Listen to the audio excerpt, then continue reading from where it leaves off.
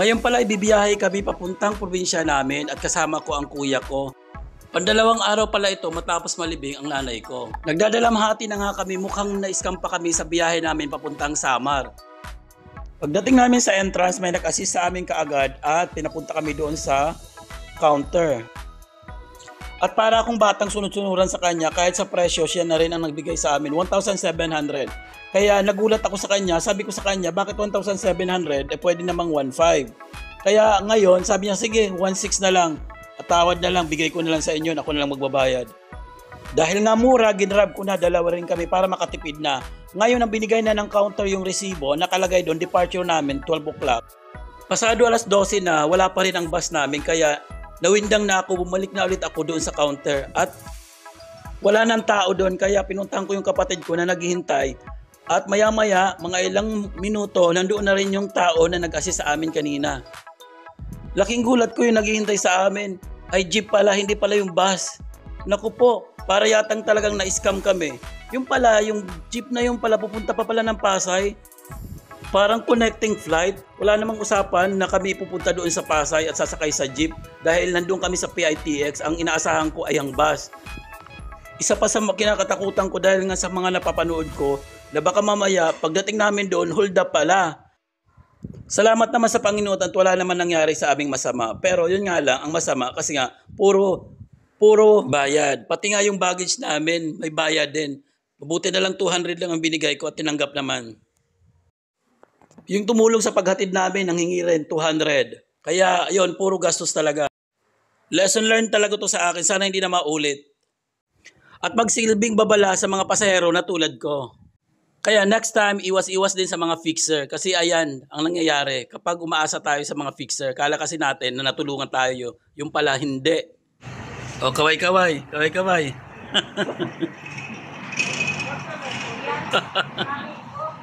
Para sumigat ka.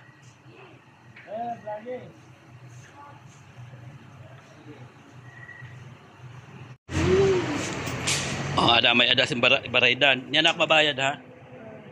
CR la ako.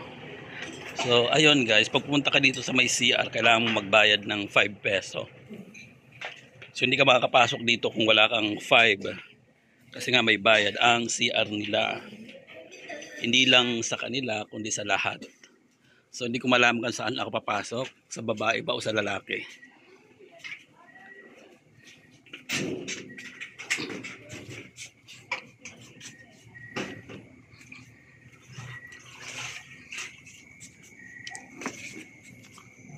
Dandahan ako kasi madulas. So ito na.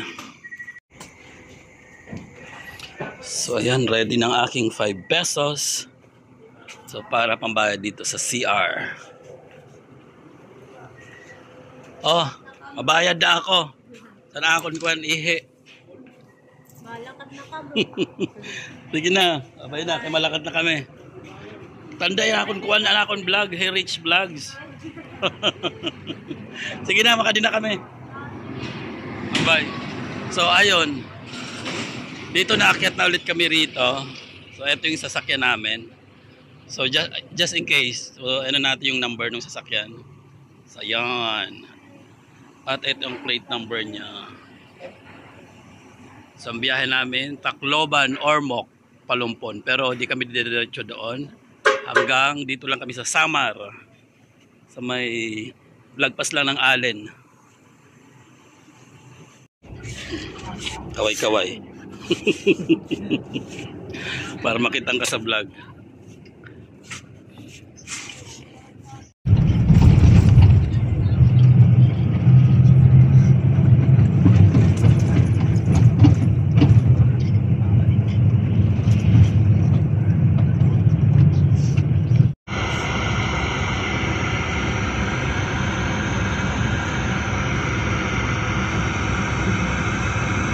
Ini kita dapat ini kada aga magluto kada pans.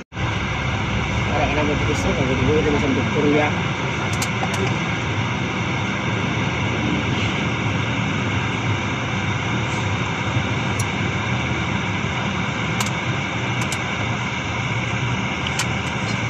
Mo pwede na ano, dunay na may ito prekaw na baga sa So ayan, another ihi na naman, another 5 pesos na naman nababayaran. Wala namang magawa kundi mag-ihi talaga dahil naiihi. Kaya eto, pila muna ako dito. Dahil marami ang madlang people.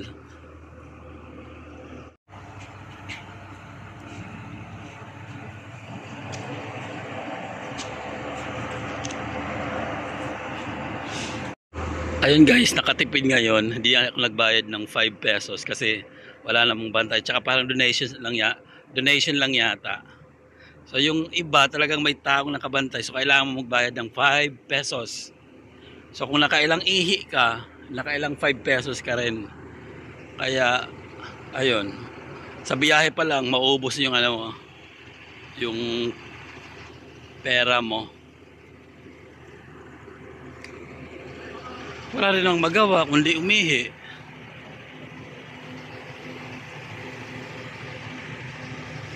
Ay, nandito na pala kami sa may Naga. So parang stopover na namin to. So pang 4. So Naga na kami. Nasa Naga na. So eto yung gas station dito. Kaya nag-ano sila, nagpapagas. So ayan, nag-stop over na naman kami dito. At magsi-CR na naman ako. Siyempre, another 5 pesos na naman ang mawawala. So ganun talaga. So aalamin ko kung saan tong banda. Lapit na yata kami sa Matnog.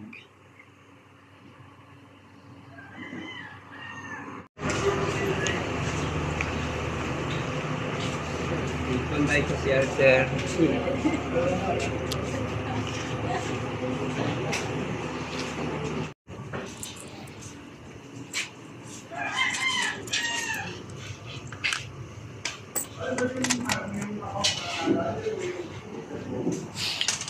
So ayun, nagbayad din naman ako.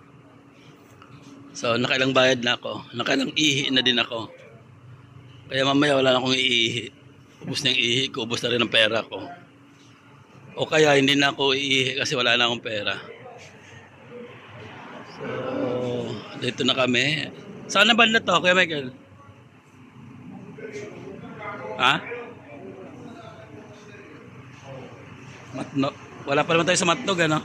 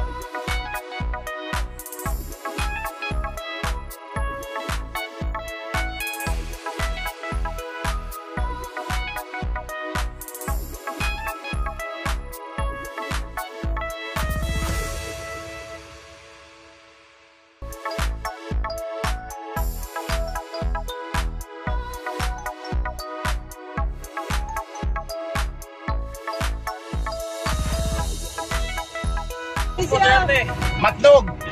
Saan po kayo bababa? O sige po, naroon yung may dito, Matnog. Ayun o.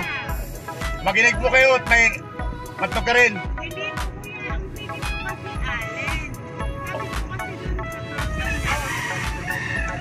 dun sa wala naman silang katarman. Hindi po kami ma'am didiretso ng Katarman. Yung pakatarman kayo ma'am. Huwag ka magalala. Naroon yung megabus. bahala doon. Ako magbabayad. Itlog, saging nilaga. Makinig po kayo dito. Ito. Yung sasakyan diyang nakapila ngayong barko yung aircon. Kaya kung gusto niyo tumawid na tayo, sa aircon tayo sasakay. Yung mga kasalanan. Malinaw po ang sabi na para po mapatawad ang ating mga kasalanan. Ang dapat po natin gawin. Wala na kayo mabayaran doon. Ay sumampalataya kay Jesus. Pangalawa ay magsisi. Pangatlo ay magbabautismo. God. Kay Kristo ay may kapatawaran at kagalingan. Kaya po ang topic na ibabahagi ko sa inyo ay kapatawaran sa ating kasalanan at kagalingan sa ating karamdaman. Si Kristo ay bumaba dakong paroroon o manungo, ihatid mo ng maluwalhati at ligtas. Ikaw na po ang bahala, Ama. Salamat po sa pangalan ni Jesus. Amen, Lord God. May jacket ka na Kami kuya. po bilang kabahagi ng Pentecostal Missionary Church of Christ, Northwatch o PMCC Northwatch. Oh, wala na kita kwarta. Ayan, so ang ginawa na lang namin, naghati na lang kami ng kuya ko. At ang manghingi na lang din ako ng tubig na mainit, kunti lang. Oh, kaya wala namang kwarta. Bus na. Salamat. Okay na ito. So yun, para makatipid, hati na lang kami ng kapatid ko at nilagyan na lang ng tubig. So eto yung guys, ang drama dito sa sa Matnog banda. Kasi malapit na kami sa may pier. So stop na lahat ng rito ng mga bus. At naghintay lang kami ng namin ng ticket din papunta dun sa may ferry. Para mga siguro 30 minutes na kami. Mag-board na papunta doon. Boarding na kami papunta doon sa sa ferry. Kasi kung hindi, mamaya pa daw kami mga alas 10 or alas 11. Kaya nagpadagdag ulit ng another amount para daw lumarga na kami. So mag-aircon kami kasi yung pinakala namin ferry namin is ordinary. So mga 10 o'clock pa daw, additional 60 something or 40. Parang gano'n.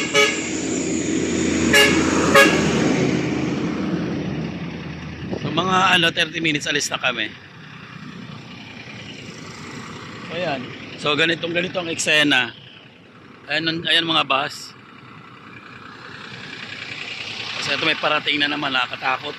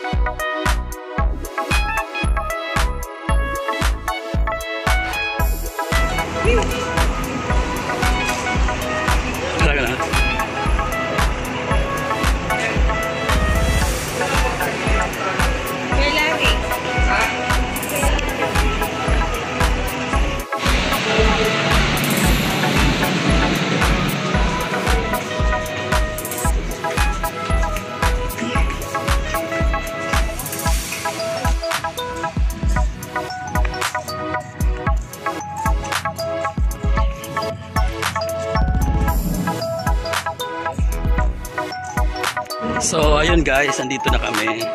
Ilang sandali lang ay kasampa na kami sa ferry. At aakyat din kami doon sa taas para magbibiyahe naman kami papuntang Samar.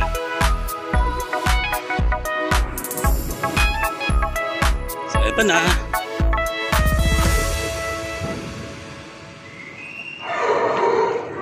So ayan, nandito na kami sa ferry.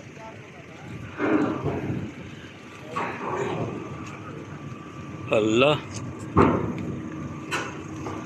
Maandar. Oy. Ang kamuloy. Ay, nandito na kami sa loob. At umano siya. Gumagalaw siya, nakahilo.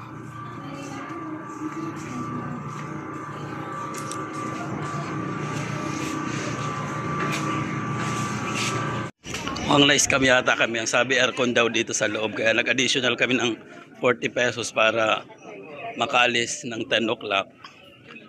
At naka-aircon daw. So ayan, scam na naman.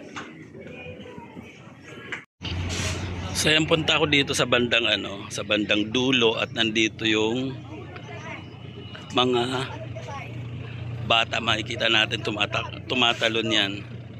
Ewan ko may mga tumatalon ngayon. Ayun nga. Oh, yan. Oh, di ba? So ayan, hindi lang pala mga bata yung mga naglalaro, pati pala matatanda. So ayan. Dati kasi mas marami ang bata. So ngayon pati mga lolo, pati wala lang si lola rito, si lolo. Nandiyan. Tawag ka.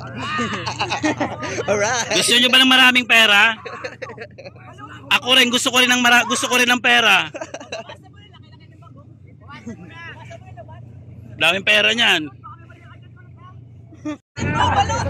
Ang ganda talaga rito, grabe oh, nakakatuwa. Ganda ng view niya.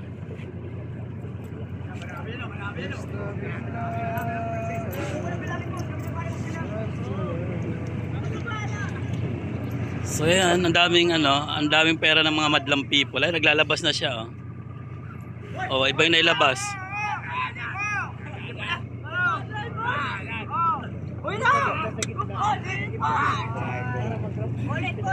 Ayan guys, may taas pa pala to. So, itry kong akyat ako doon para makita ko. So, syempre, alam mo naman, mahina na tayo. Kailangan natin magdahan-dahan.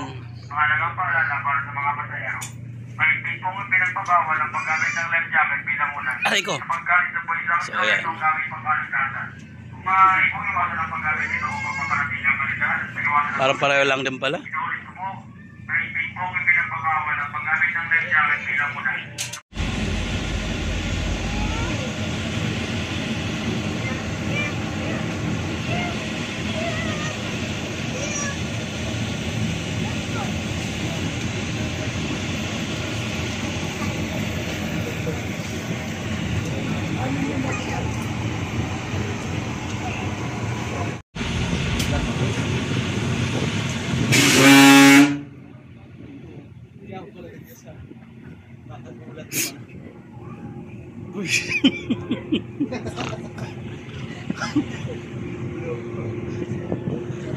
Tumalasik ang cellphone. May vlogger pala dito. Tumalasik ang cellphone ko.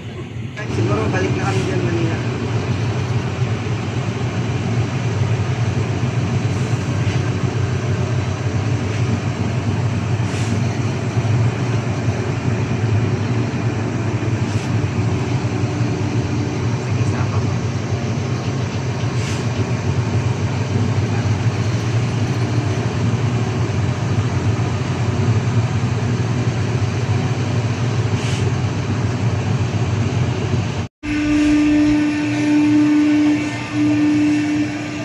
Oh, lingi ka muna duwa. Mag-hi ka mo sa akon YouTube channel. Sa akon vlog. Imura nila sa akon channel. Oo.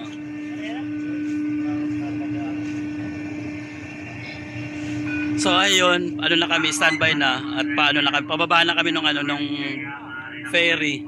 Ayan.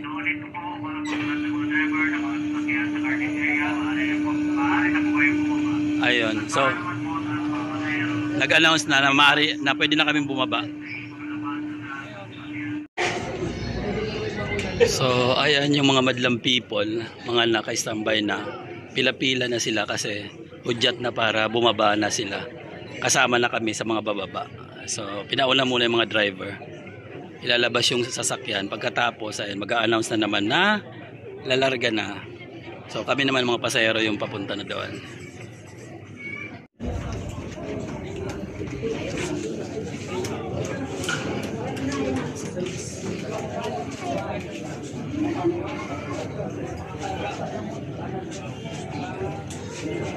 So ayan, nakababa na kami at balik ulit sa aming bus.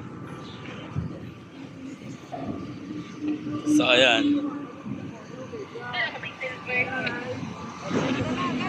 Adoy. Yoy! Ayan. So, eto na. Nandito na kami sa aming mga bus sa parking. So, nasaan yung bus natin? Ayun. Hi ka naman sa vlog ko. Hi ka. Yan, ganda. Pasok. Heritage Vlogs. Ay na kita.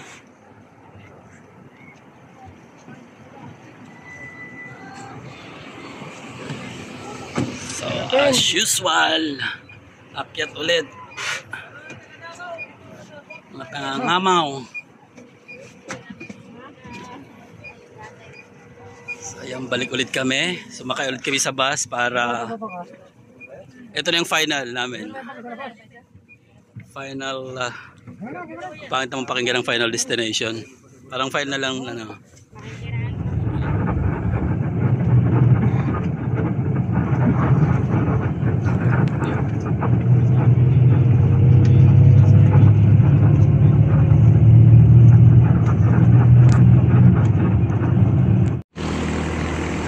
So, ayan, unloading na nung gamit. Ito na ako nito, ini. Oo. Ito. Dire, pira ni mo? 5. Nabilang mo na, pira. Tapos 2 ako, no? Okay na. So ayan, finally nandito na yung mga ano naming kargamentos. Okay na. So ready na, maghihintay na lang kami ng tricycle. So ayan, ito yung nasakyan namin, no? Yung Tacloban or Mokpalonpon. So ayan, yung tricycle. Sino eh? Si Juan. Kasi rin ko si...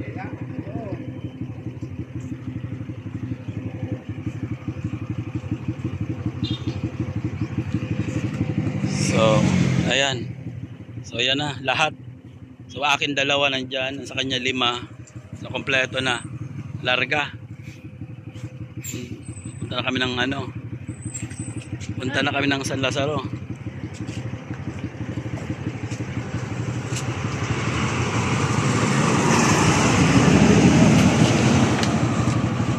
Ayun na, nagpaalam na yung bus. So ito na yung last. So let's go.